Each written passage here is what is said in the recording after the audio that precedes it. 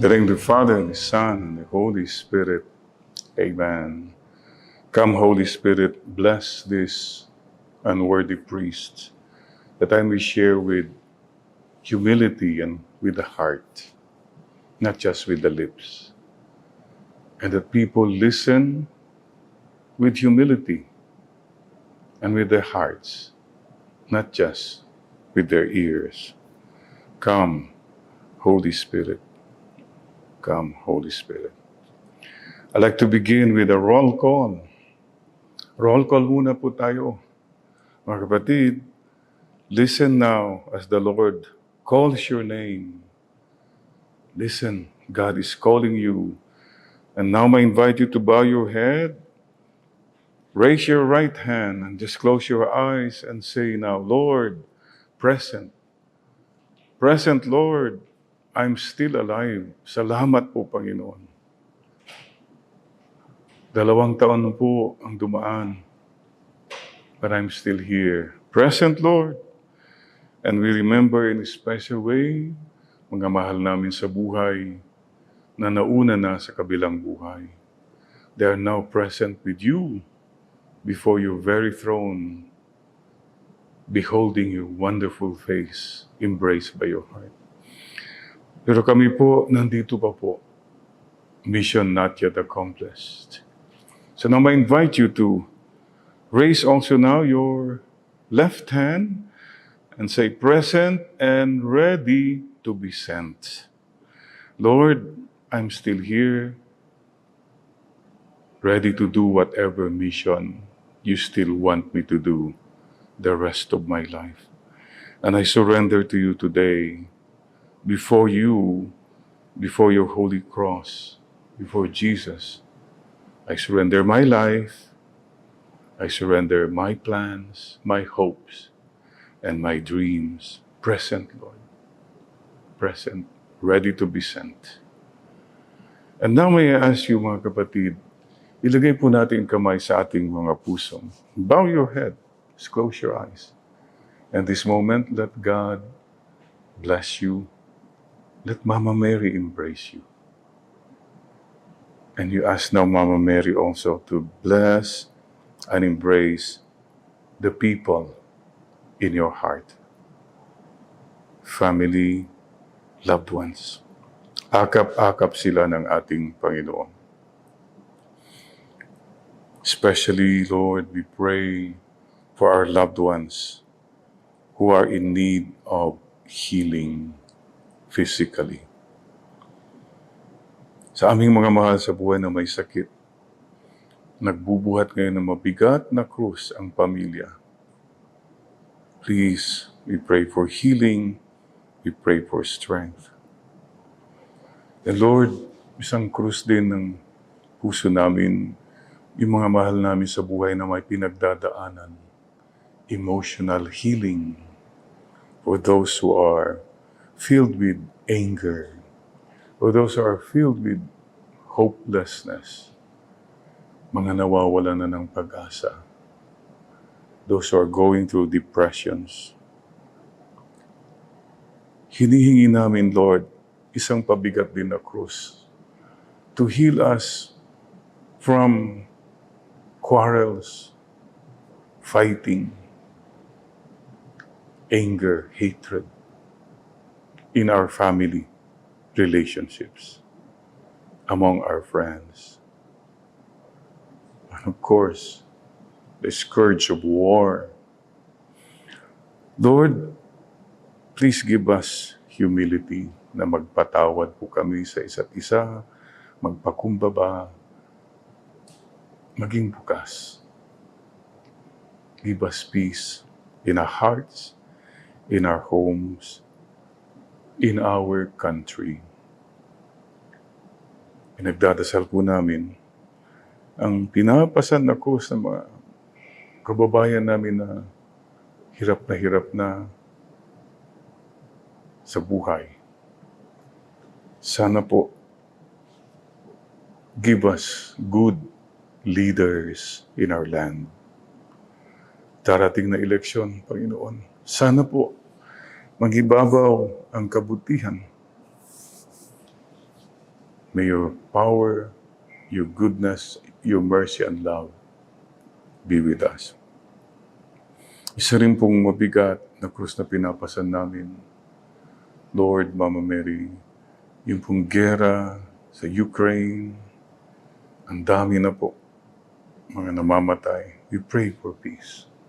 At mga kapatid, this moment of quiet, just let the Lord bless you and embrace you. Listen to the Lord tell you again, my child, carry your cross daily and follow me. I will never give you a cross beyond your capacity. And I will be with you every step along the way. You're not alone. The cross is not just a cross for us. Like Mama Mary, Jesus is with us even as we carry our cross. And mga kapatid, ngayon po, may I ask you all to fold your hands. Ganito po tayo magdasal nung tayo maliliit na mga bata. Paglakipin ng dalawang kamay. Ito po'y tanda ng pagpapakumbaba, symbol of littleness, humility. Kami po'y humihingi, Lord, ng tulong ninyo. At ito rin po ay simbolo ng paghingi. Mga kapatid, ibulong mo na kay Lord, kay Mama Mary, ang iyong special na pasasalamat, kahilingan, anything. And believe like a child that nothing is impossible with God. Ask. Like Mama Mary, believe that what you ask will be given unto you. And like Mama Mary, you say always, Thy will be done, Lord. Thy will be done. And I, today, your priest, thank God for the gift of priesthood. Thank you for your prayers. And I bless you. In the name of the Father, and the Son, and the Holy Spirit. Amen. Amen. Mga kapatid, did you notice? The blessing came by way of a cross. Every cross you carry is a blessing. And along with the blessings that come, mayroon ding cross. So, the cross is a blessing. And like Mama Mary, today we reflect Mama Mary and the cross. Well, I must have told you this story before, but I'll tell you again. Matagal na siguro, many of us forget. The paper story about the cross. Anyway, ganito po ang buhay natin. Ang buhay, parang isang awit lamang. May simula, may katapusan. Ano man ang ating maging kapalaran, baby, tanging Diyos lamang ang nakakaalam. Lahat tayo pinanganak. Lahat tayo mamamatay. Klaro po yan. Gaano man kayaman, ano man, it's all that. We all will die. Itong pandemic po, we realize how short life is. Anyone could go anytime. So that should humble us. We will meet God someday. The paper also reminds us, mga kapatid, nung pinanganak tayo, malinis yan. It's up to you. Gawin mong malinis sa buhay mo, malinis yan. Gawin mong madumi, madumi yan. It's your call, it's your choice, mga kapatid. Don't blame others na nagkaganito ka dahil sa kanila. No, no, no. You have a choice. Pwede mong piliin mamuhay ng malapit sa Diyos or mamuhay ng malayo sa Diyos. So, your choice. Reminder ng paper po, we believe in one God. Alam po nyo, masasabi ko po, kung walang Diyos sa buhay ko, ano na po ako ngayon?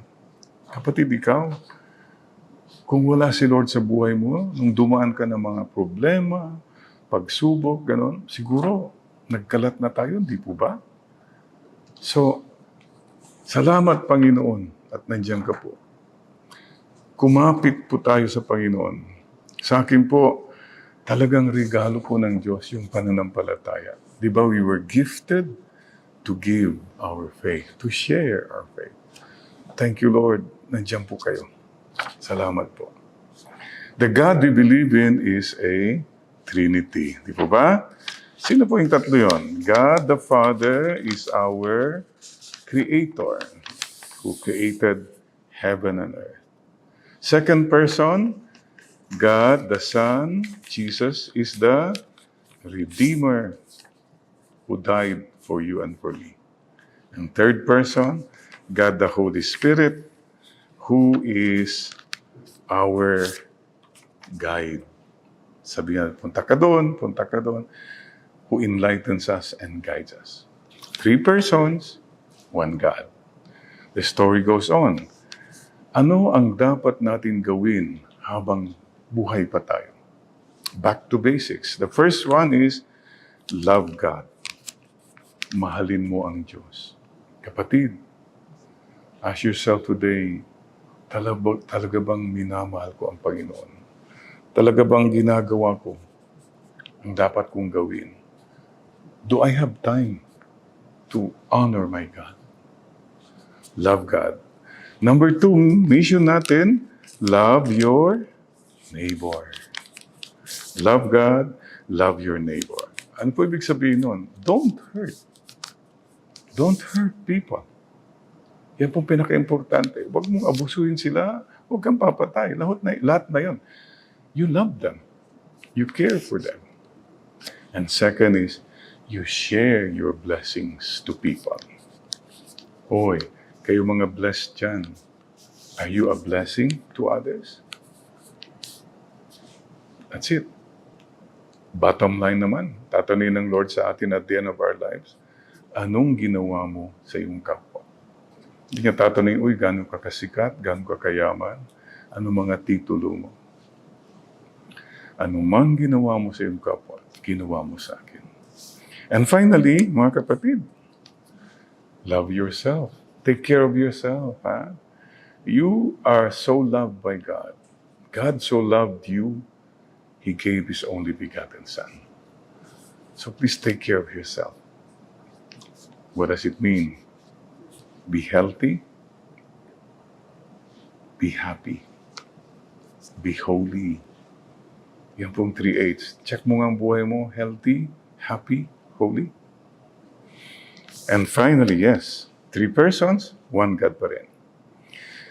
Ano po ang hindi kailangan sa buhay natin na dapat nang tanggalin? Mga kapatid, tanggalin na natin ang kasalanan. Goodbye. Mga masasamang ugali natin. You know, sin makes you and me unhappy. Sa totoo lang po, pag nasa kasalanan tayo, walang peace eh. Alam natin eh. Hindi matahimik ang ating mga isip, damdamin. So sin no more. As far as possible. Be at peace with God and be at peace with people. Number 2, sa ating paglalakbay sa mundong ito, tanggalin na natin mga mabibigat sa puso. Mga sama ng loob, mga galit, mga pride natin. Excess luggage yan. Let go. Tapos na yan. Delete. At kung nagagawa po natin yan, if we follow the Lord, if we really try our best to be free from sin and heaviness of heart, eto, ang para sa atin. Siya ang kasama natin. Ang ating Panginoong si Jesucristo. Ang prayer ko po sa ating lahat, sana po maging mas personal ang relasyon natin sa Panginoon. At sana maramdaman natin ang pagmamahal niya sa atin. At sana rin po maramdaman nyo, you can feel the presence of God in every cross that comes your way. You embrace the cross, you embrace your trials, and you will be okay. And you will have your reward. Mama Mary embraced the cross. So today, let's look at Mama Mary.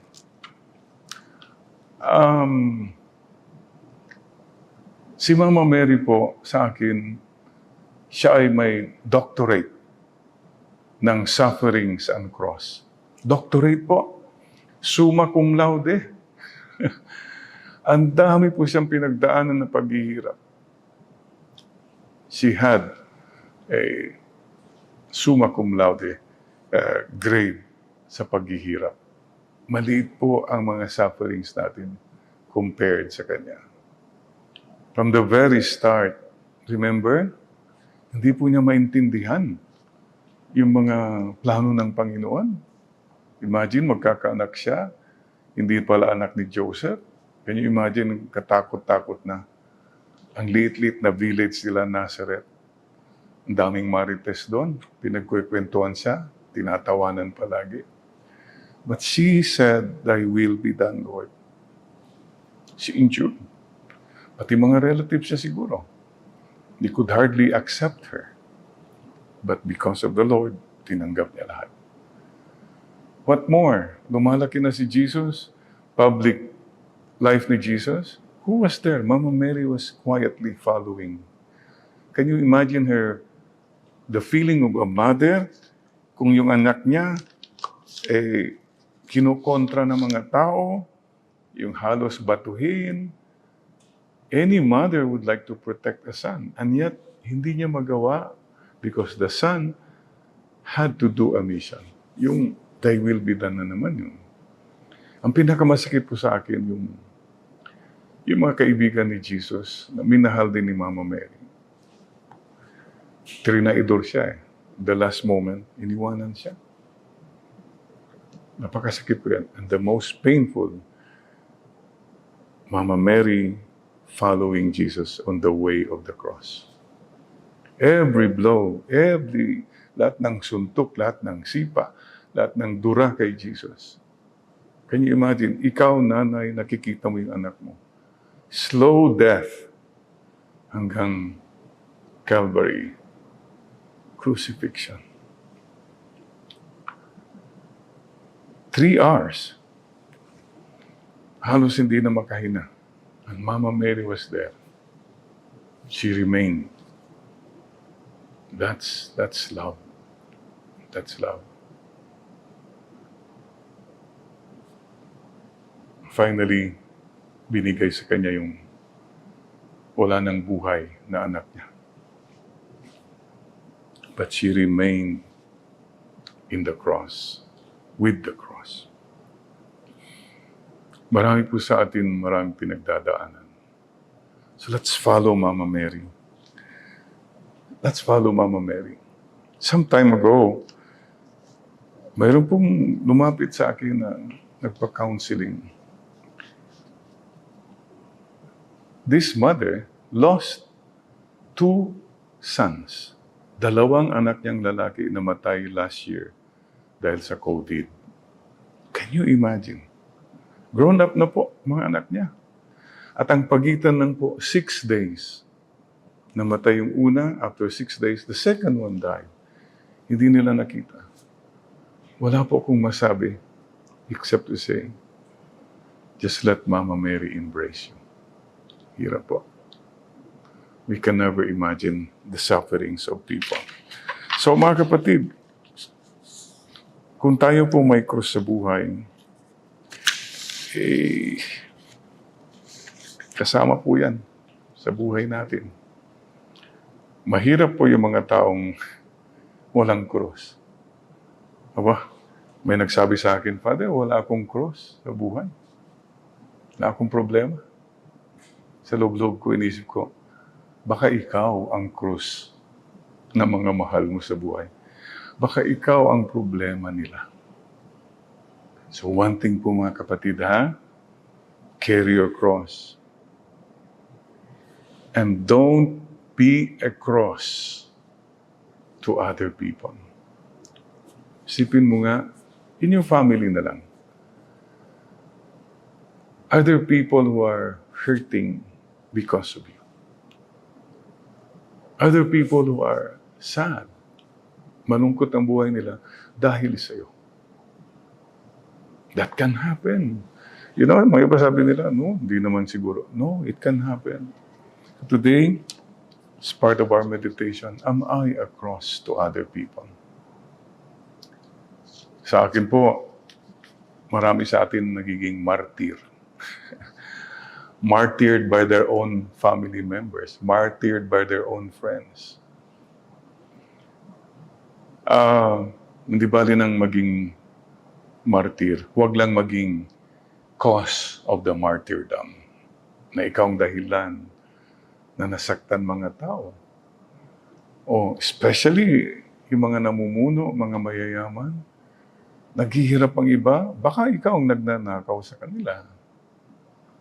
Marang iba dyan na hindi na makapagsalita sa harap mo kasi sumisigaw ka palagi. I mean, look, life is hard enough. Huwag na natin pong pahirapan pa ang buhay natin. You know, I made a decision long ago. As far as possible, I will not cause pain or make people unhappy. As far as possible, as long as I can. You try, please. Life is hard enough. And if you really want to live a meaningful life, yun po ang wish ko po. Without the cross, you will not have a meaningful life. Kung walang pagsubok sa buhay mo, mababaw, shallow, empty. Maybe you are successful. Congratulations, marami po sa inyo. Wow, successful. You know, you're rich, komportable ka, marami kang connect, etc. But is your life meaningful? Wow, career, financial journey mo, ang galing. You've come a long way, baby. Pero baka naman, you're still a long way from the heart of God. Ang layo na ng narating mo. Pero baka ang layo mo pa sa puso ng Diyos. Mga kapatid, please don't forget. What does it profit you and me? We gain the whole world. We lose our soul. And one of the things the pandemic has taught me is this. Many of us are so focused on the work of our hands. Wow. You know? The money in our hands, the achievements, the connections, the travels, the pleasure, the work of our hands are full. Punong-punong kamay mo. But you have forgotten the love in your heart. Baka naman your hands are full, but your heart is empty. God is not really there. Kukunti lang mga tao nandyan. Paalaala po ng ating mahal na ina, if you stay close to my son, you continue to love and keep loving no matter what. Okay? So mga kapatid, yes, life is short. What does it profit you and me? We gain the whole world. We lose our soul. Ang ganda pong isang sinabi ng iba making a difference. Life is not so much about making money or making a name. It's about making a difference. Hindi lang panay pera o paging pasikat ang buhay. Pero yung ikaw, you become significant meron kang parang nagawa sa iba, malapit ka sa iba. Tinatangi ka nila sa kanilang puso. I say, let's not just leave behind footprints. Yung mga footprints ng yung mga yapak natin sa mundo. How about leaving behind heart prints? Yung mga prints ng puso mo. You know, during the pandemic, I had so many funeral masses, almost every day. Minsan 3-4. People were dying. That was the only way for the church to be present. Okay. So, you know, karamihan ng mga tao, when I ask them, anong naalala nyo tungkol sa ating kapatid na namatay? You know, family members. Many of them, if not all of them, remember the goodness of the person. They hardly say, ay, mayaman siya, sikat siya, matalino siya. Wow. Yeah. Pero hindi yan ang naalala ng mga tao. They remember the heart. Napakabait niya. Natulungan niya ako. Masayahin siya o humble siya. So mga kapatid, now, my suggestion is this. Don't focus too much on hard work. There's another thing we should be doing. Focus on heart work. The works of the heart, not just the works of the hands. And that's what Mama Mary is telling all of us, mga kapatid. You follow the Lord, there will always be the cross. But you can continue to love. And in fact, you can love more if you experience the cross.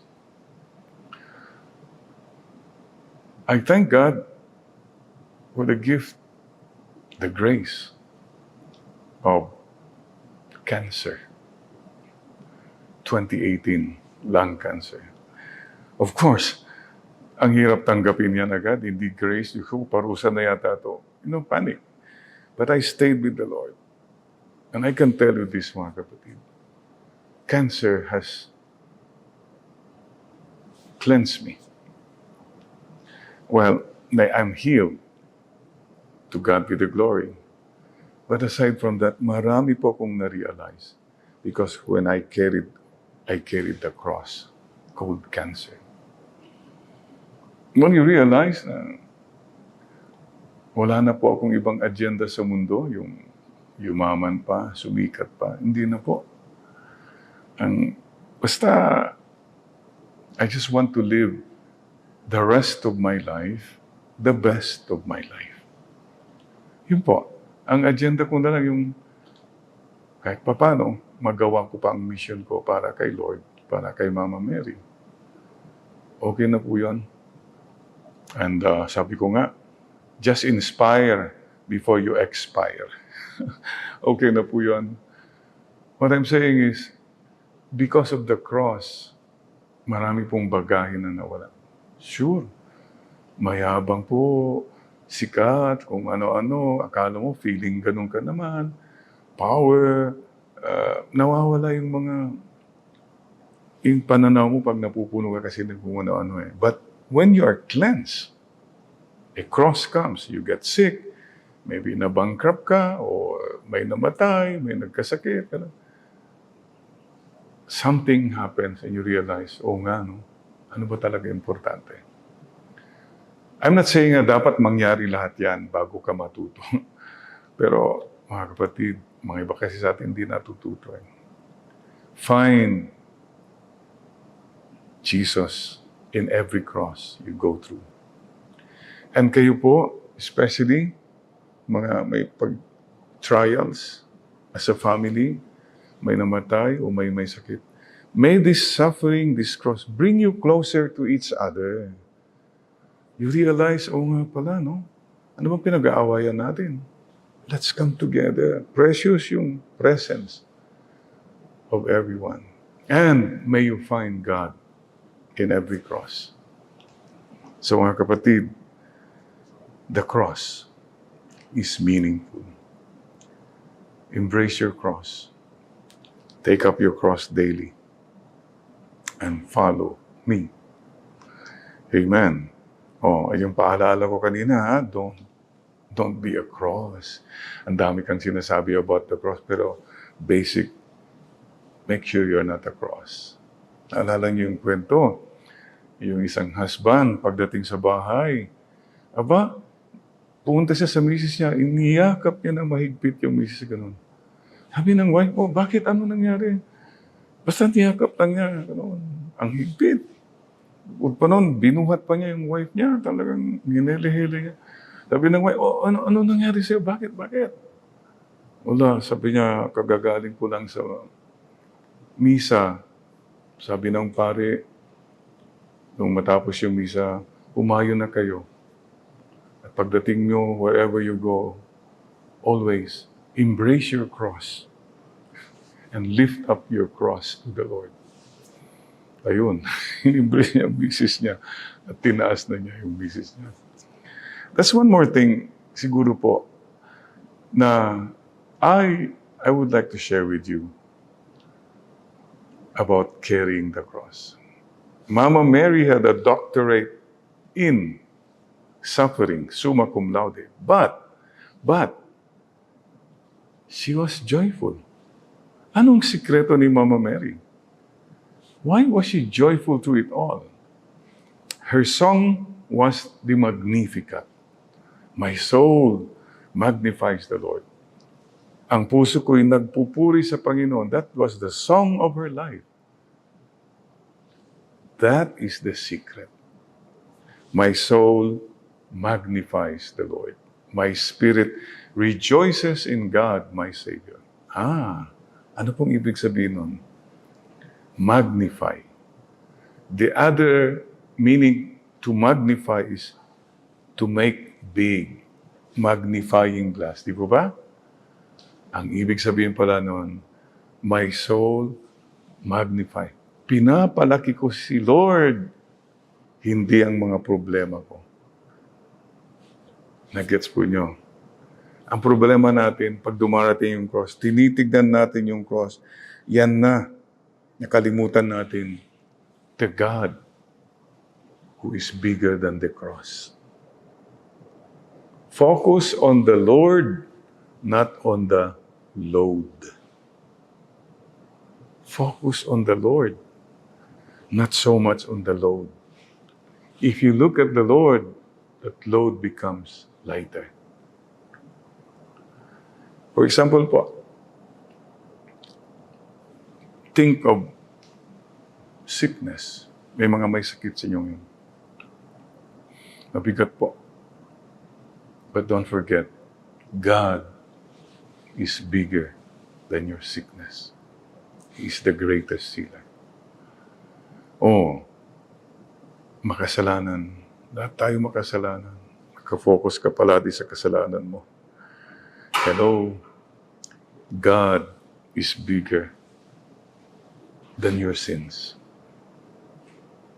Ang ganda po yung sinabi sa Divine Mercy. Sinabi po sa Divine Mercy, my sins, our sins, just like a drop of water in the ocean of God's great mercy. Nakuha po niyo yun? Ang kasalanan natin, parang isang patak lang ng tubig sa dagat ng pagmamahal ng Panginoon. God is bigger than your sins. Don't magnify your sins. And don't magnify the sins of other people. Ang problema natin madalas, palagi na natin nakikita yung anong mali niya, anong kulang niya. Mega star. Kaya mga chismosa, mga bashers, yun lang ang hinitingnan nila. I don't understand, pero siguro may problema mga ganun tao eh. Kailangan may makita silang masama para masaya sila. Ano yun? Magnify the Lord, not the sins of people. O, practical po ha. Baka ikaw, you hardly say good things to people. Thank you ha, o galing mo. Yung mga ganun ba? Mga iba, walang sinasabi. Magnify the Lord, not your sins. Magnify the Lord, not the sins of people. Yun pala ang sikreto ni Mama Mary. Si tayo, pagka may nakita tayong masama isang tao, nagre-react na tayo, parang, yun na, ganyan siya. No? Mama Mary tells us again, magnify the Lord. Okay? And magnify the Lord, not your problems. Lahat po ng problema may solusyon. That is why, one important thing po about carrying the cross is carry the cross with joy, patience, and trust. Joy. The joy of the Lord is my strength. As I was going through cancer, napakahirap po. Lalo na po yung chemotherapy. Mahirap po. But I said, Lord, you are with me. Di po niyo ako pababayaan. Kaya naging battle cry ko po, focus on the humor, not on the tumor. Magaan na po. That's true. Pray. Chemotherapy ang panglaban ng dyan. Prayer therapy. If you pray, if you listen to the Lord, all will be well. Magaan po. So this is something I'd like to share with you. Follow the Lord. Focus on the Lord, not on the load. Follow the Lord with trust and with joy. Amen. Amen, Lord. Amen. So mga kapatid, siguro, that's all I'd like to share with you. Please continue to be strong sa ating paglalakbay, sa ating Panginoon. You know, meron pong kwento ng isang tatay, mamamatay na siya. Tinawag niya mga 3 anak niya. Yung panganay sabi niya, anak, itong bahay na ito, para sa ito. Yan ang pamana ko. Yung pangalawang anak, yung lupa natin, iiwan ko sa iyo. Ikaw ang bahala dyan.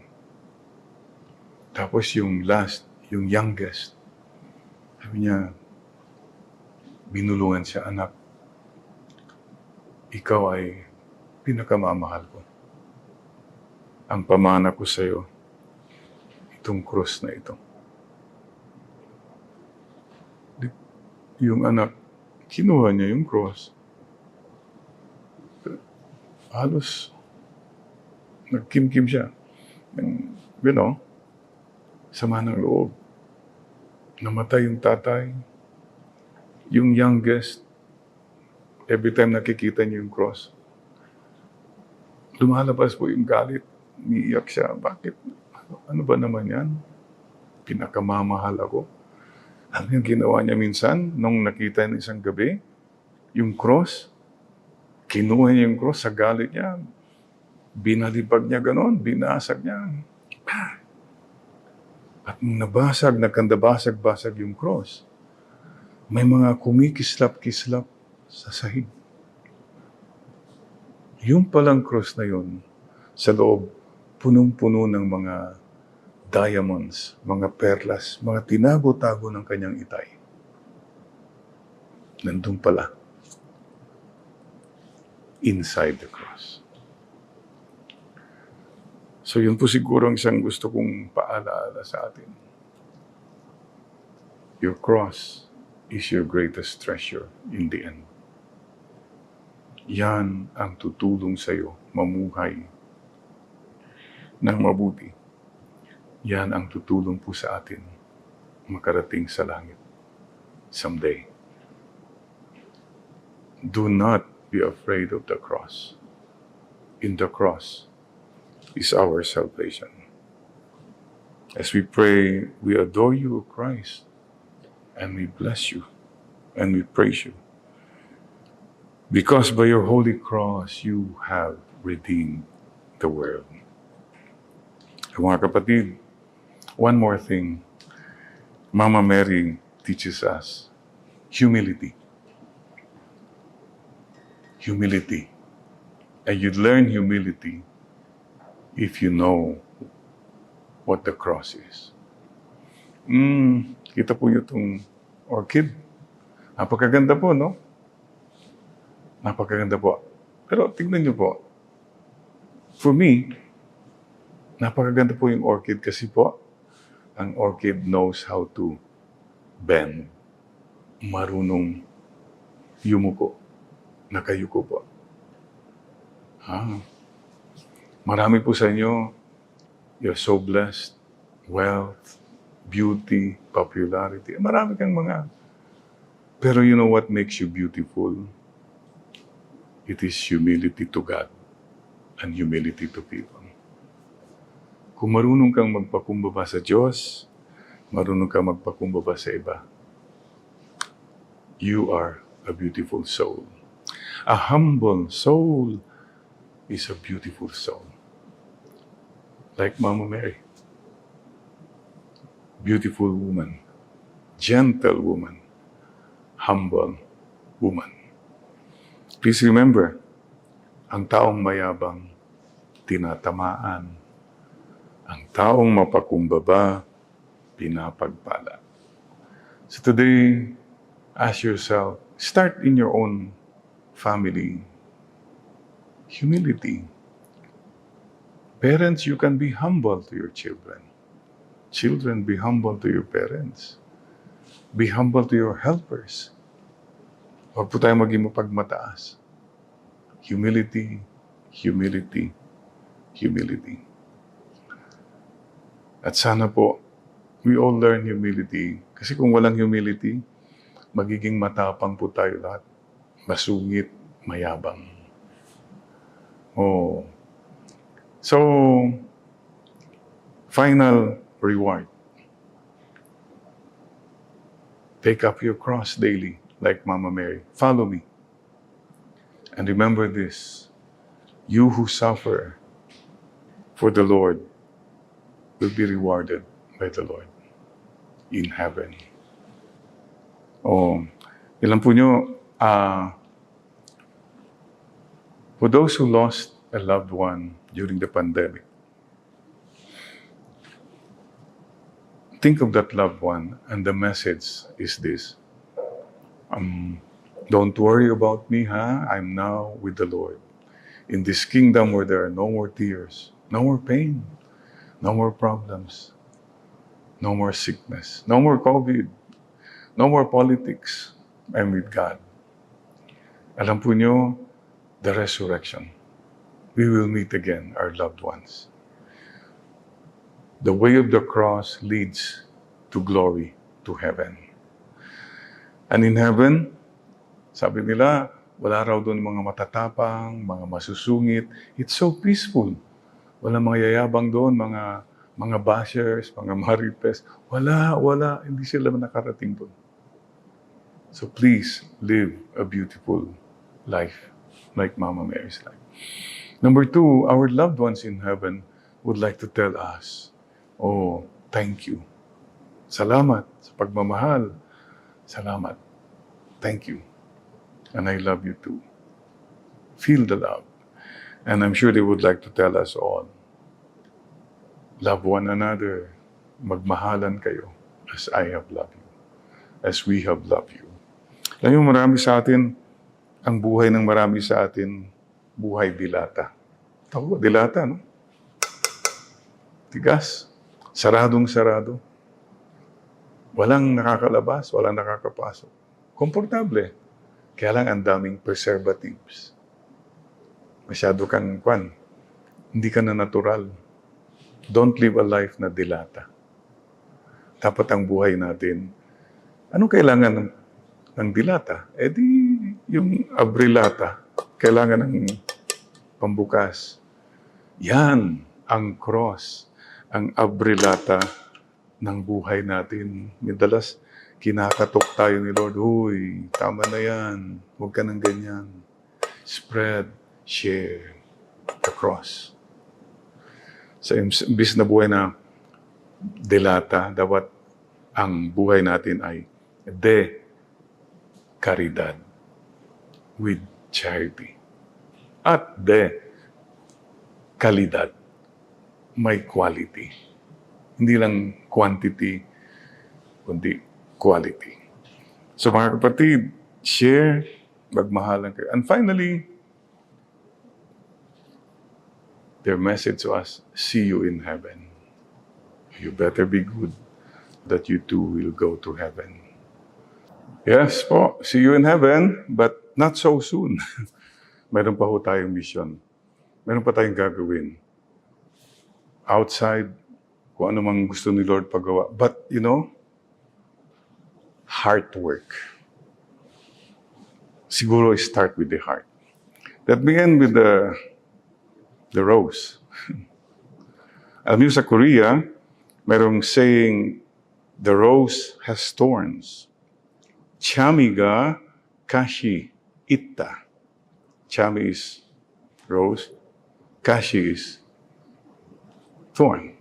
Tama po yun. Yan po ang buhay natin. Mayroon at mayroong tinik sa buhay. The cross. Pero ganito po yun. Itong rose na ito, theory ko lang po dati thorn yan eh. Tinik yan. Masakit, nakakasakit yan. Pero what happened? Nagpakumbaba, nag-open up, it became a rose. Ganito rin po sa atin. We should be busy in this time of our life, making thorns become roses. Ganito po yan. Meron kang masamang ugali. Matapang ka, masungit ka. Tinik yan, masakit, nakakasakit. Pero kung magpakumbaba ka na, say, Lord, I'm sorry, gusto ko na pong magbago. It has become a rose. Kung may kaaway ka na hindi mo pinapatawad, sakit po nun. Sa'yo, sa iba, tinik yan. Pero pag nagpakumbaba ka na, you open it up to God, it becomes a rose. Yan po. All of us can start doing this now. Mga ugaling masasama, mga relationships na dapat nang maayos. Even your blessings na tinatago-tago mo, that can become a thorn to you, a thorn to people. But once you open it, share it to people, it's a beautiful rose that will make God smile about. So mga kapatid, your cross can become a beautiful offering. My suffering is my offering. Like Mama Mary, she continued to be joyful because she offered it on. So, BTS. Korean boy band? Okay. Pero sa atin, BTS, believe, trust, surrender. Everything, everyone to God, our loving Father. So in this moment of quiet, now whatever cross, whatever thorns are in your life, you offer it now. Believe that God loves you, no matter what you're going through. You trust that God will help you, that God listens to you, and you surrender everything, everyone to God's loving will and plan.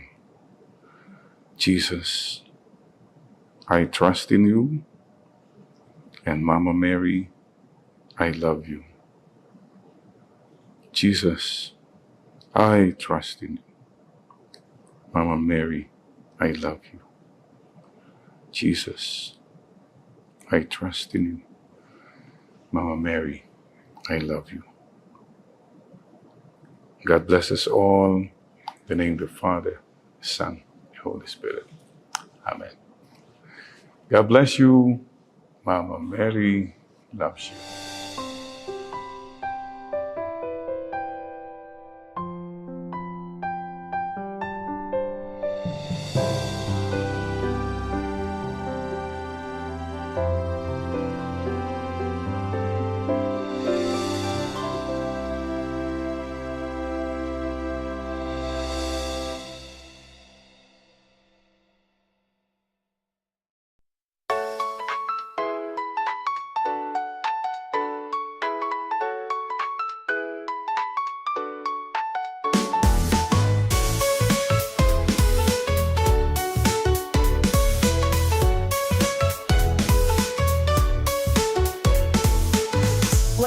the sun so bright, got that feeling deep inside.